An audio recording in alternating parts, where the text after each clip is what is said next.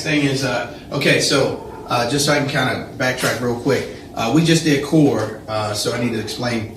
Generally speaking, what you're going to do is your dynamic warm-up first. You'll do your warm-up, and that can be riding your bike. You could be doing the dynamic drills that I've provided for you. And then when you're done with that, then you're going to go into hip stability, hip training, okay? So as you know, there's about 3 different moves we do, and I can clip this in, but we do the monster walk. Some people call it the cowboy. We're going with monster walk these days, but you do the monster walk, you do the monster walk all the way out, you do it back, then you move it sideways, right? And then you go from there, and then you do the hopscotch where you're bouncing in and out. And we do that multiple rounds now. So if you're good with that, you should be doing it about 3 times. So now, from there, then we go into the core, which I just filmed, and I just bumped it up a level so you guys could have fun enjoying the idea of, getting to the next level. So then we move the core, and you go into strength. So we're going into strength right now.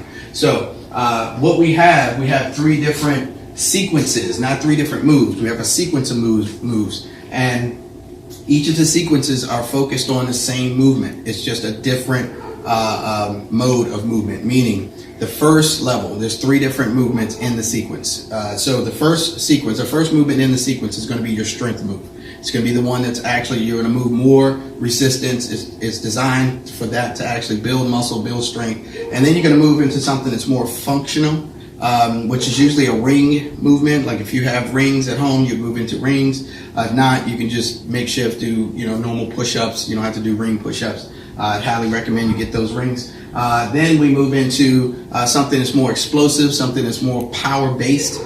So we're going to be using a lot of the tubes. All right, so what I'm going to do right now, I'm going to show you how this looks. And I'm going to use some decent weight, so I'm challenged in a way so you can kind of get a sense of what you're going to deal with.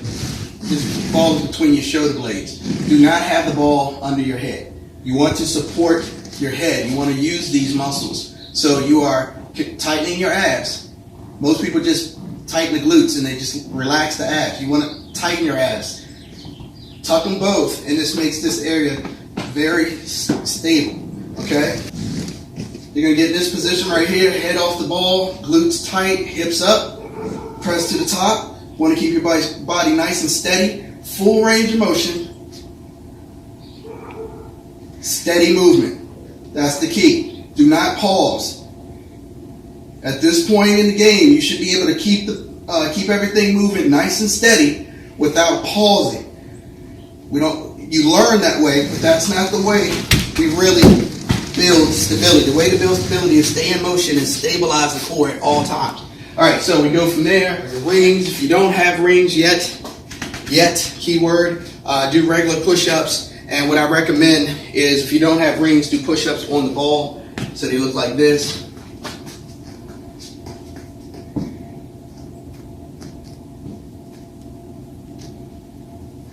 Right? And one thing about this, make sure you're not laying on the straps. That is providing you stability. The whole goal is to be completely independent and keep everything from touching your body. So, hollow position.